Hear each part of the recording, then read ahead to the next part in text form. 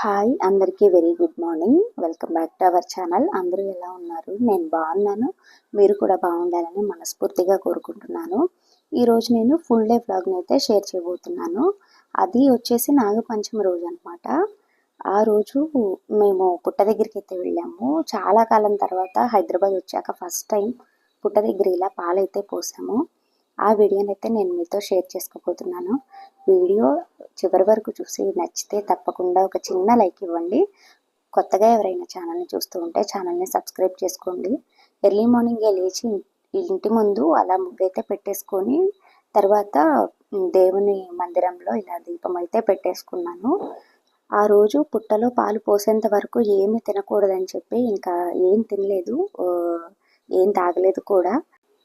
ముందుగా వంటంతా కంప్లీట్ చేసేసి బ్రేక్ఫాస్ట్ అదంతా పిల్లలకి పెట్టేసి వాళ్ళనైతే స్కూల్కి ఆఫీసులకి అయితే పంపించేశాను. ఇక్కడ ఇడ్లీ వేద్దామని చెప్పి ఇడ్లీ పిండి అయితే కలుపుతూ ఉన్నాను అనమాట. ముందు రోజు ఇడ్లీకి దోశకి కలిపి ఒకేసారి ఇలా గ్రైండర్ పట్టేసుకొని అలా బాక్స్లో అయితే పెట్టేసుకున్నాను. నెక్స్ట్ ఇంకా పల్లీ చట్నీ కోసం పల్లీలు అయితే ఇలా వేపేశాను. దీంతో పాటుగా సాంబారు కూడా చేశాను అనమాట. కర్రీలోకి ఇంకా ఇడ్లీలోకి ఉంటుందని అంటే లంచ్లోకి ఇలా ఇడ్లీలోకి ఒకేసారి సాంబార్ అయితే పెట్టేశాను అనమాట. కొంచెం ఎక్కువగానే పెడతాను. ఇడ్లీలోకి సాంబార్ అంటే కొంచెం ఎక్కువ పడుతుంది కదా, అందుకని కొంచెం సాంబార్ అయితే కొంచెం ఎక్కువ పెట్టేసుకుంటాను. ఇంకా అంతకు ముందే అరటికాయలు ఉన్నాయి, కూరకాయలు. వాటిని ఉప్పు పసుపు వేసి వేడి నీళ్ళల్లో ఉడికించేసాను అనమాట.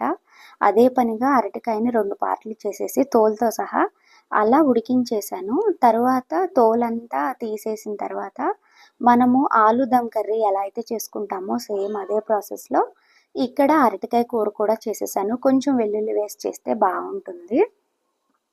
ఇక్కడ వచ్చేసి ముందు రోజు నైట్ చలివిడి చేయాలి కదా పుట్ట దగ్గరికి అని చెప్పి ముందు రోజు ఒక గ్లాస్ బియ్యం అయితే ఇలా నానబెట్టేసుకున్నాను. మార్నింగే ఇంకా ఫ్రెష్ అయిన తర్వాత లేచి వాటిని ఇలా ఫ్యాన్ గాలికి అయితే ఆరబెట్టేశాను అనమాట.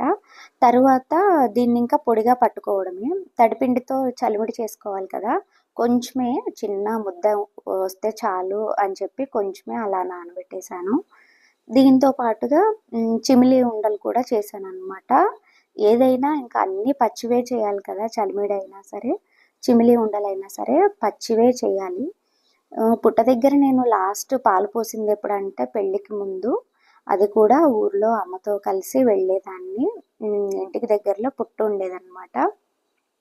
అక్కడ పాలు పోసాము.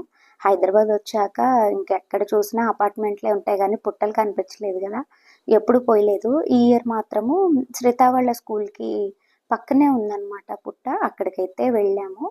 ఇంకా వీళ్ళందరూ వెళ్ళిపోయిన తర్వాత వెంటనే ఇంకా పుట్ట దగ్గరికి వెళ్ళాలి అని చెప్పి ఇలా చిమిలి ఉండలు అయితే చేస్తూ ఉన్నాను.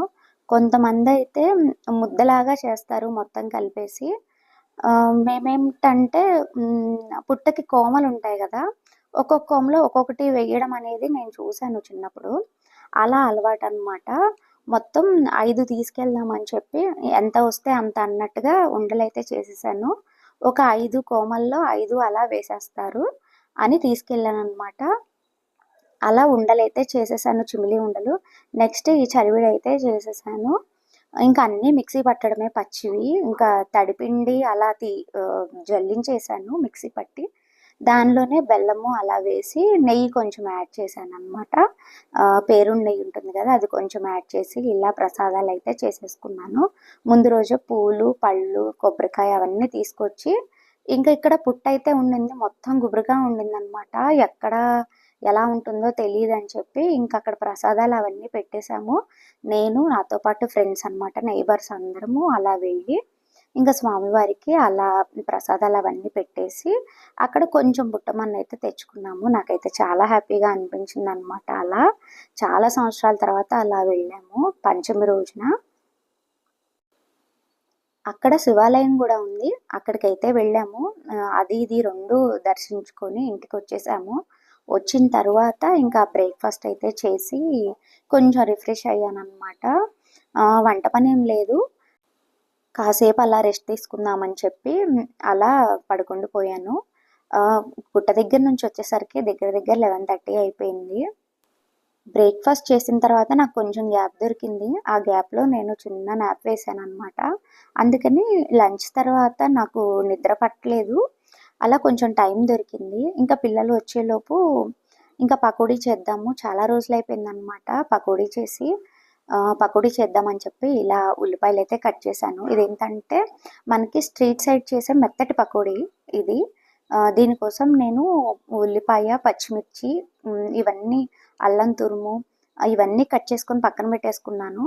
వీటన్నిటిని ఇంకా బౌల్లో వేసుకోవడమే. ఇక్కడ ఉల్లిపాయలన్నీ ఇంకా ఒక గిన్నెలో అయితే వేసేసుకున్నాను. దీంతో పాటుగా కొంచెం కరివేపాకు కట్ చేసింది, అలా కొంచెం అల్లం తురుము, కొంచెం పచ్చిమిర్చి, వాము ఇవన్నీ అలా వేసాను అనమాట. వాము కొంచెం నలిపి వేసాను. అలా వేస్తే కొంచెం టేస్ట్ వస్తుందన్నమాట మనకి. దీనిలో వచ్చేసి కొంచెం వంట సోడా కూడా యాడ్ చేయాలి. దాంతో పాటుగా రుచికి సరిపడా ఉప్పును కూడా నేనైతే దీనిలో యాడ్ చేశాను. ఇలా చేస్తే ఏంటంటే మామూలుగా గట్టి పకోడీలో మనం కొంచెం బియ్యపిండి అయితే యాడ్ చేసుకుంటాము. దీనిలో అదేం అవసరం లేదు, మొత్తం శనగపిండితోనే ప్రాసెస్ అయితే ఇలా ఉంటుంది. ఇక్కడ కొంచెం వంట సోడా అయితే యాడ్ చేశాను. నెక్స్ట్ సాల్ట్, రుచికి సరిపడా సాల్ట్ కూడా యాడ్ చేసేసుకున్నాను. తరువాత ఇప్పుడు దీన్ని మొత్తం బాగా బలంగా ఇలా కలపాలన్నమాట చేత్తో. ఎలా అంటే ఆనియన్స్ ఉప్పు కలిస్తే మనకి వాటర్ అయితే వస్తుంది కదా, తడి తడిగా వస్తూ ఉంటుంది. అలా వచ్చేంత వరకు మనం వాటిని అలా నలుపుతూ ఉండాలన్నమాట. ఇంకప్పుడు పచ్చిమిర్చి ఫ్లేవరు, వాము ఇవన్నీ పూర్తిగా ఉల్లిపాయలకు పట్టేస్తాయి, రుచిగా కూడా ఉంటాయి అన్నమాట. ఇదంతా పూర్తిగా కలుపుకున్న తర్వాత జల్లించిన శనగపిండి ఉంటుంది కదా, అది కొంచెం ఎక్కువగానే వేసుకోవాలి. మనకు కావాల్సింది మెత్తటి పకోడీ కదా, కొంచెం ఎక్కువగానే వేసుకోవాలన్నమాట. ఇక్కడ నేను సరిపడా శనగపిండి అయితే ముందుగానే జల్లించి పక్కనైతే పెట్టేసుకున్నాను. దీనిలో వచ్చేసి మనం కొంచెం కలర్ కోసం ఇక్కడ నేను పసుపు అయితే యాడ్ చేస్తూ ఉన్నాను. పసుపు వేసుకున్న తర్వాత ఈ పిండంతా ఇలా ఉల్లిపాయలకు పట్టేట్టుగా మనం ఒకసారి దీన్ని కలుపుకుంటూ ఉండాలి.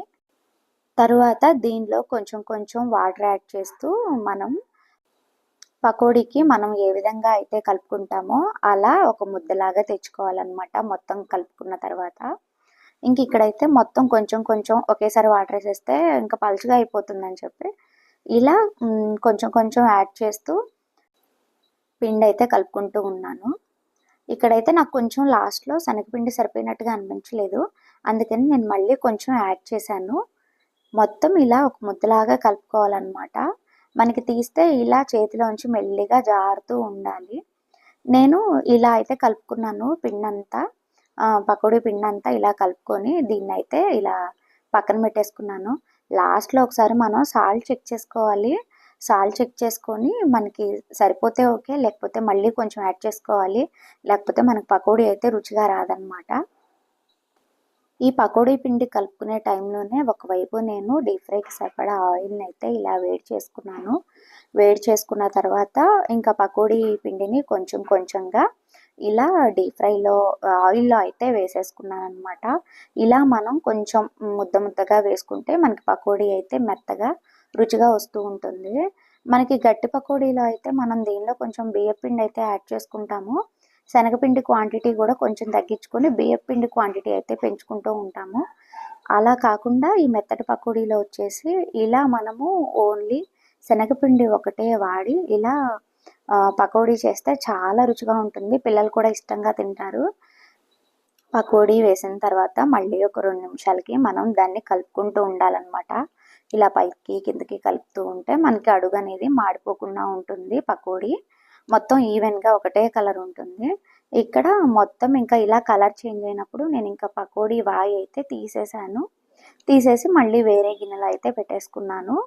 ఇంకా తరువాత ఇంకా నాకు ఒక 2, 3 వాయిలైతే వచ్చాయి. ఇంకా అవి కూడా నేను ఇలా వేస్తూ ఉన్నాననమాట. ఇంకా అప్పటికి పిల్లలైతే స్కూల్ నుంచి రాలేదు.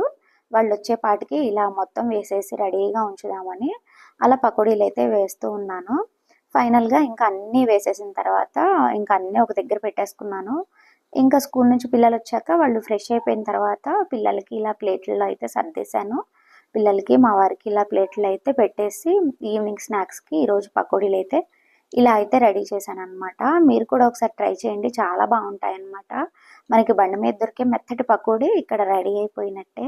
ముందు వీడియోలో చెప్పడం మర్చిపోయాను. అంతకుముందు మేము సండే వచ్చేసి మూవీకెళ్ళాము. అదొచ్చేసి యానిమేషన్ అనమాట. 'మహావతార్ నరసింహ' అని చెప్పి ఖచ్చితంగా పిల్లలకి చూపించాల్సిన మూవీ. చాలా బాగా అనిపించింది. 'భక్త ప్రహ్లాద' మూవీ వచ్చిన తర్వాత మళ్ళీ ఇదే అనమాట. అంత ఇదిగా మూవీని చూడడము. పిల్లలైతే చాలా ఎంజాయ్ చేశారు. ఇలా డివోషనల్‌గా పిల్లలకి చూయించడం అనేది నాకు చాలా నచ్చుతుంది. పిల్లల్ని తీసుకెళ్లడం ఇలా మూవీకి. చాలా రోజుల తర్వాత మంచి మూవీ చూసిన ఫీలింగ్ వచ్చింది. మళ్ళీ చూడాలనిపించింది. అంత బావుందనమాట. చాలా ఎమోషనల్‌గా కనెక్ట్ అయ్యారనమాట అందరూ ఆ మూవీ చూసి. ఇంతేనండి ఈరోజు నా వీడియో. వీడియోని ఇక్కడితో ఎండ్ చేస్తున్నాను. వీడియో నచ్చితే తప్పకుండా లైక్ చేయండి. మా ఛానల్‌ని సబ్స్క్రైబ్ చేసుకోండి. మరో మంచి వీడియోతో మళ్ళీ కలుద్దాం. బాయ్ బాయ్ అందరికీ. Thank you for watching.